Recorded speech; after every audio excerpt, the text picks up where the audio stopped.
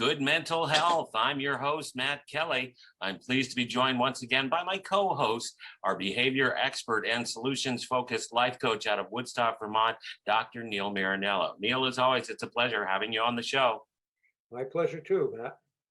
I love our topic for today because it feels like it's a natural progression from our other two shows. We started this series with the topic, I am the most important person in the world to me, followed by there is no part of you that is not a part of me. And today's topic is just a natural tie-in, I feel. And that is each of us lives in our own reality. Neil, why don't you talk about what the thoughts are behind that statement? Sure. Well, to begin with, let's imagine what it's like to be a baby and what it's like to grow up. And you have what I think Locke was the person who called it a tabula rasa, which is Latin for a blank slate.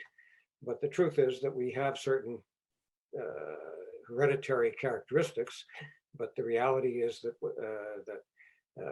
as babies, we really have very unformed brains, and those brains get fed certain amounts of data. That data is based on the experiences that we have and the way that we interpret those experiences. I talked, I think, before about the fact that every baby has two mothers. The one that feeds them when they're hungry, and the one that changes the diaper when they're hungry. The reality is that the experience of the child is very simple, but we all grow up, and we all grow up experiencing and interpreting things that happen to us as our brains develop, and our brains are very undeveloped at first. The other problem is that what we're told by the giants who control our lives, our parents or the other nurturing people in our lives, that gets accepted even if those giants are wrong in what they're saying to us. And the truth is that, and we may discuss this at some future time, another basic precept that I have is that there are no grown-ups. At any rate, the supposed grown-ups who are bringing us up are telling us all kinds of things that we accept the same way a computer accepts what you program it with. And the problem is that if you tell a computer that 2 and 2 is 3, it not only believes that, it also believes that 4 and 4 is 6. And it develops from that to 400 and 400 to 600 and whatever other levels it leads us to, which of course brings us to a reality which is not reality, is not what is things as they are. The other thing to be aware of is that there's an argument that can be made that belief is the most strong force in the universe. Wow. And so I gave a sermon at our church one time titled Beliefs Are Us. And I talked about the variety of beliefs that each of us accept as truth, as fact. There are many people nowadays, right in the present, who are dealing with the fact that they're ready to die for beliefs which are not provable as fact, which are even questionable. And so you have the concept that goes with the mental health community of a delusion. Delusion is basically a fixed false belief. And but if it's fixed, it's very hard to mess with by virtue of its being fixed. So you have this difficulty that if you actually believe something to be true, it controls your behavior, and it controls what you see as reality. You know, as I follow this through and, try to relate in my own words how this is important. I'm an amalgam of all of my experiences from the time I came to the womb to today. And those experiences color my outlook. And to use it maybe even as just a more simple explanation, someone who's colorblind or someone who's blind has a very different reality than someone who has sight or the full color spectrum of their sight. Someone who is deaf, who hears no sound, has a very different reality than someone who does hear sound. When we think about that, then in essence, there are 7 billion different realities on this planet that we inhabit. Yes. In fact, perception is often perceived as reality. And what we perceive may or may not be what is. For example, without even going to the deaf-blind examples that you gave, we can say what you see as blue and what I see as blue may be 2 different things. We both call it blue. Right. There's no way for you to know that I'm seeing the same thing you're seeing. Yeah. So the fact is that perception determines what we see as reality. And this sort of goes back to something that you were talking about in our previous conversation, which, it's perception, but it's also, what did you say? I think interpretation, how you significate what you see. For example, someone may be out there who sees racism at every turn and oppression, whereas I myself, I look and I see abundance everywhere. But we may be looking at the same city, the same society, and yet 2 very different distinct perceptions and 2 very different realities as a result. Yes, the 2 words that apply here are significate, which, as I said, is kind of a made-up word, and projection.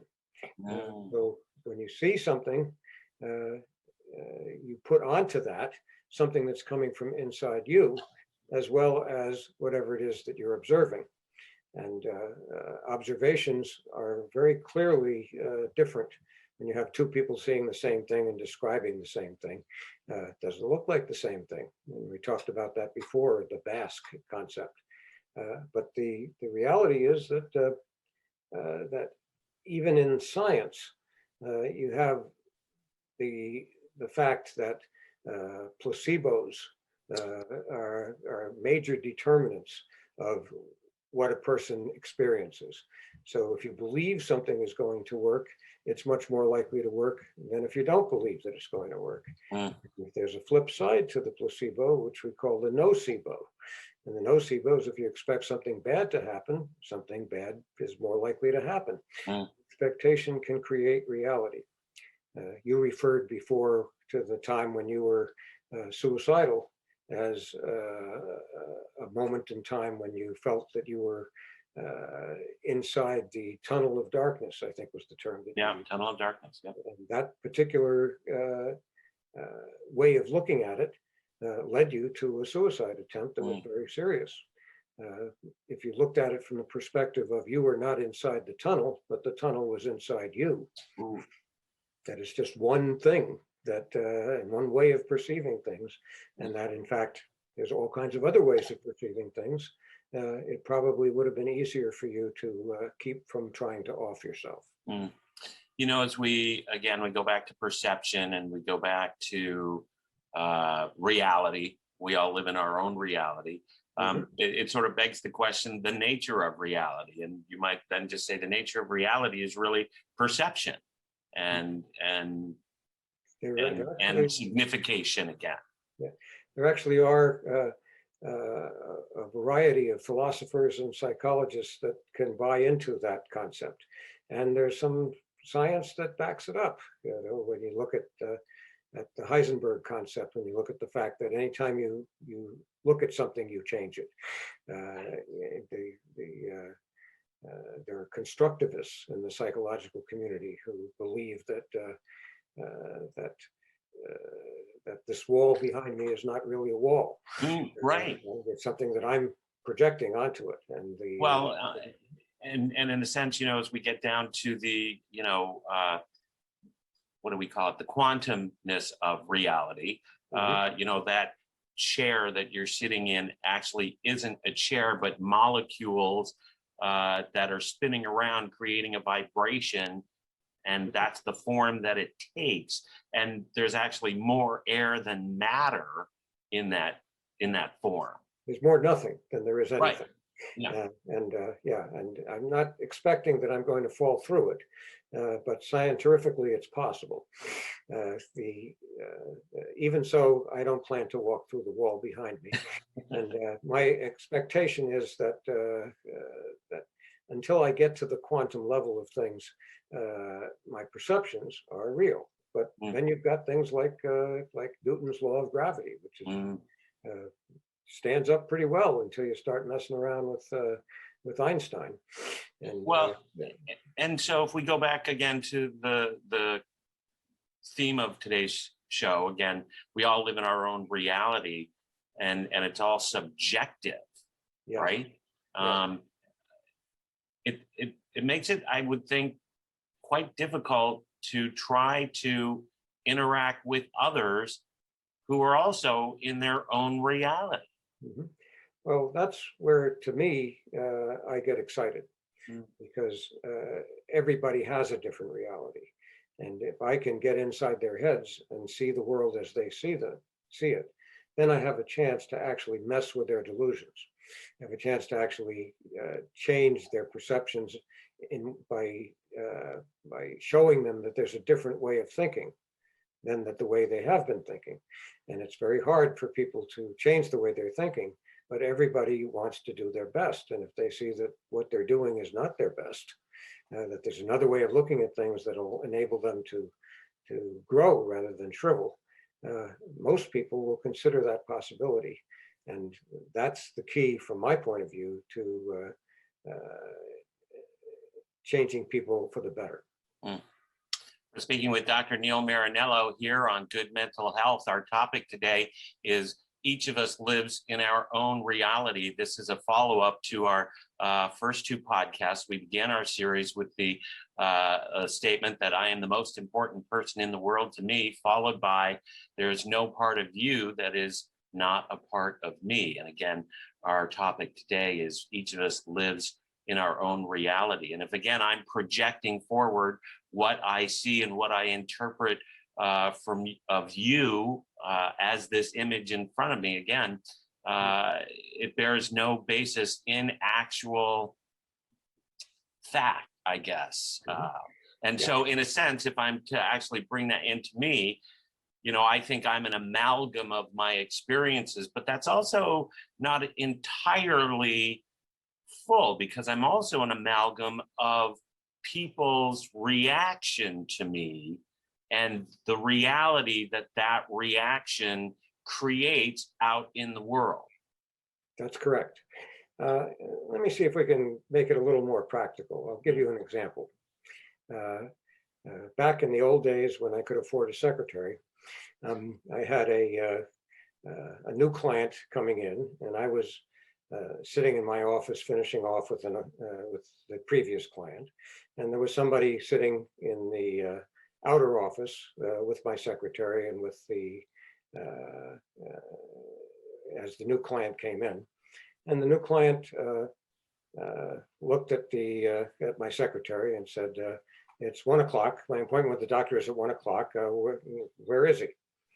And she said, "Well, he's right now meeting with someone. He'll be with you in a minute." And she turned to the person who was sitting and waiting for the client I was with and said, "That's the only chair I can sit in. You're going to have to move. I have a bad back." And the person got up and moved to another chair. And even though I was in a soundproofed room, I could feel the tension in my office. And I finished off with the client I was with, and I ushered that person out. And the new client came to the door, and I introduced myself.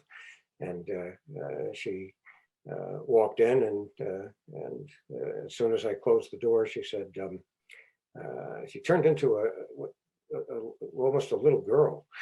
She looked like a 5-year-old, and she looked at me and she said, "Do you think I was assertive enough?"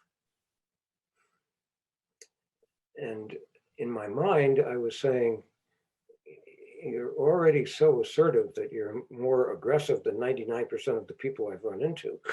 At the same time, in her mind, she was a chicken. In her mind, she was a child who wasn't standing up for herself enough.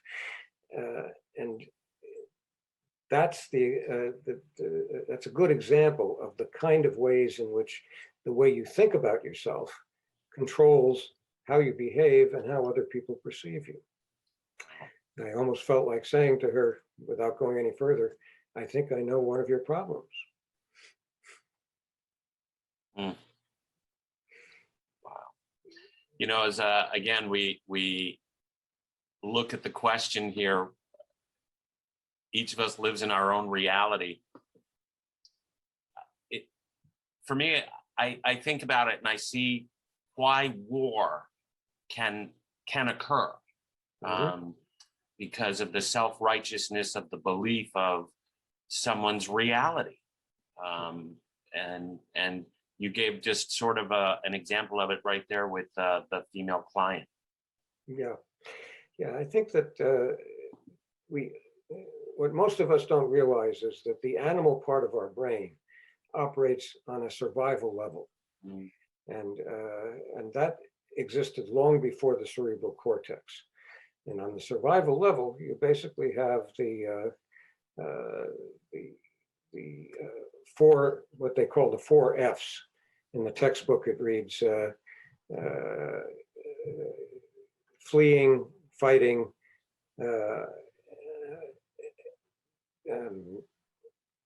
let's see what they are. The fourth one is mating. Feeding is the third one. So we have feeding, fleeing, fighting, and mating. That's the way it reads in the textbook. The bottom line on it is, though, that those 4 things are basically primitive animal things, and they are what we turn to and what the brain turns to in its most primitive state. And when we feel something very strongly, it's that part of our brain that's reacting. So the bottom line on it is that we're animals reacting as animals that are looking at feeding, fleeing, fighting, or mating as the primary issue. The reality is that very few issues are that primitive, but we see it that way and we react that way. On the bottom line, that comes down to good guys, bad guys. That comes down to cowboys and Indians, good guys, bad guys, Israelis and Palestinians, blacks and whites, whatever other combination of super simplistic way of looking at the world that divides it into a dichotomous way that has everything is one way or the other, and you're on one side or the other, and if you're not on one side, you must be on the other. The truth is that that probably one of the truest things that anyone said was when Abraham Lincoln said, the best way to destroy my enemies is to make them my friends. Wow. When you in fact understand and get inside the mind of your enemy, you begin to realize that there's no real difference between that person and you. And so you wind up then being in a position where you can see, well, it's like in any war, even, the generals truly understand how each other think. They're each trying to outmaneuver the other. Right. The only way to do that is to get inside the head of the other general.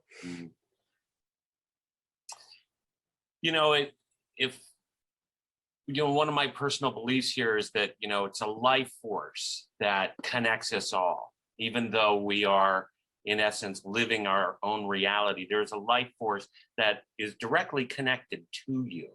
And for me, if there are 7 billion different realities right now, and not, taking into account all the realities that have come before, then life force is having a tremendous experience of itself, of these over 7 billion different realities that it gets to experience.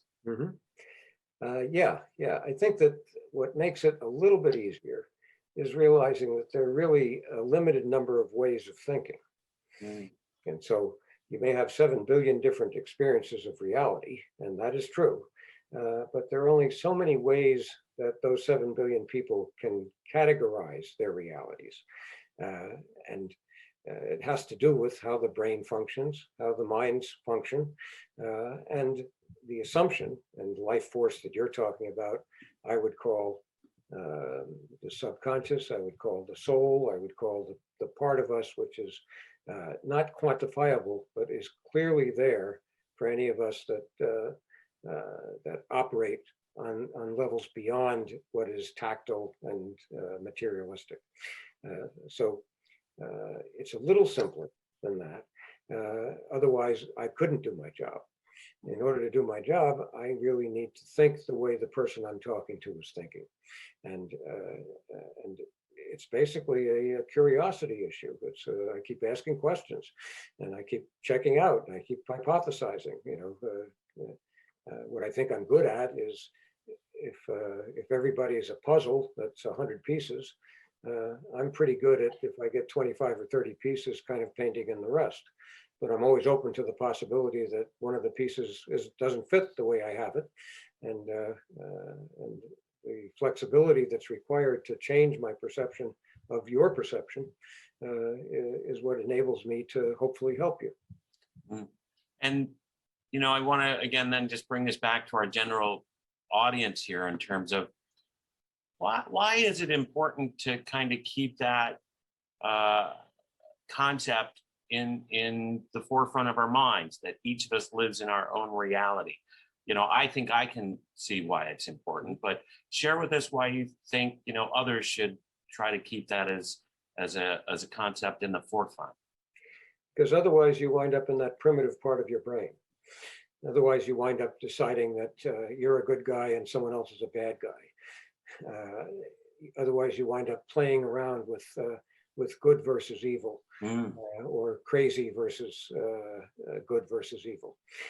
So the simple reality is that if you understand that everybody has their perception of reality, and that the real issue is, are they hurting anybody? That perception. That seems to me to be the crosscut.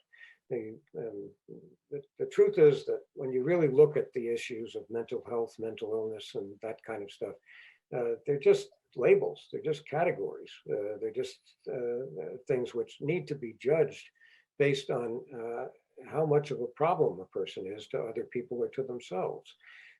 There something that I realized a long time ago, which is that there are many more people walking around the earth with perceptions of reality that are completely different from reality than there are people in mental hospitals who are called crazy. The real determination of whether you wind up in a mental hospital or a jail is how much of a pain in the ass you are. And to the extent that you bother other people or yourself, you wind up getting categorized, labeled, and sent into an institution, or getting categorized in such a way that you wind up not being able to be free to do your own thing. And that feels today like what part of our problem may be, is that it feels as though others are demanding that other people accept their version of reality and conform to their vision of reality. And like you said, making the other person wrong for not accepting your framework of reality. Yeah, the whole idea of I'm right, you're wrong doesn't make any sense to me unless you determine it on the basis of who's getting hurt and how much. And it's not that it's not right to hurt people, because it is. But my belief is that it's not right to hurt people unnecessarily. If hurting somebody is the only way to teach them something they need to learn, then to a great degree, I'm a teacher, because I do hurt people who I meet with, especially if they are hurting others or themselves. And that then again is probably one of the tenets of this question here, is that each of us lives in our own reality, and you're welcome to it and free to live in it as long as it does not harm others or require others to accept your version of truth. Mhm. Yeah, it's that we talked about it before, the concept of laying your trip on someone else. It's your trip. Yeah. And, people don't really understand how much laying their trip on someone else can be a problem. Uh, you know, Trying to think of a historical example, the Pilgrims wound up going into Holland and walking into the bars in Holland and screaming, "You guys should not be drinking."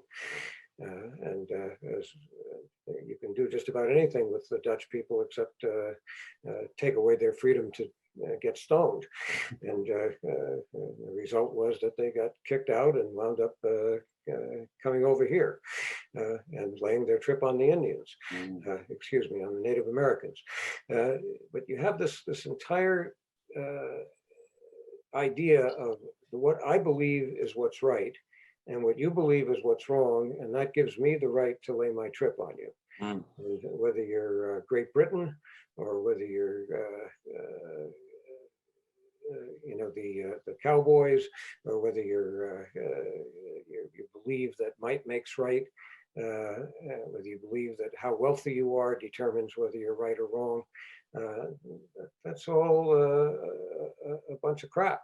It's just the real issue is that what's right is what your gut tells you is right. That doesn't hurt yourself or other people. We're speaking with Dr. Neil Marinello. Our topic today is we each live in our own reality. The topics are picked from tweets that Dr. Neil Marinello posts on his Twitter page. You're welcome to follow him directly at Coach Dr. Neil. And Neil, why don't you wrap up our session here today with your final thoughts on the topic and how we can apply that to our everyday lives and use it to move us forward in our everyday lives. Again, the topic is each of us lives in our own reality. Yeah, I think the basic idea here is to accept that your perception is not reality. And that to the extent that your perceptions give you permission to harm yourself or others, you need to re-examine them. That in any situation, you either grow or shrivel. If you stay the same, you're dealing with the most important prayer that anybody ever developed, from my perspective, which is the Serenity Prayer. And that is when someone once asked me, how do you do what you do? How do you see as many people with as many problems as you see and still stay in a positive space? And my answer was, I think I understand the Serenity Prayer. I accept what I can change. I change what I can. And I'm smart enough to know the difference. Not always, but I do the best I can. And everybody is doing the best they can. So if you want to do the best you can, be aware of the fact that your perceptions are not reality. Wonderful. And I love this because it segues right into our next week's conversation, which is no one is better than anyone else. And you sort of just touched on it there. And I love the way that our conversations go because they naturally continue and follow into our next topic. A reminder that Good Mental Health, we do this each and every week. If you have a question of Dr. Neil Marinello, you're welcome to ask the question in the comments section. We also invite you to subscribe and like this podcast and join us next week. On behalf of Dr. Neil Marinello, I'm Matt Kelly, wishing you good mental health.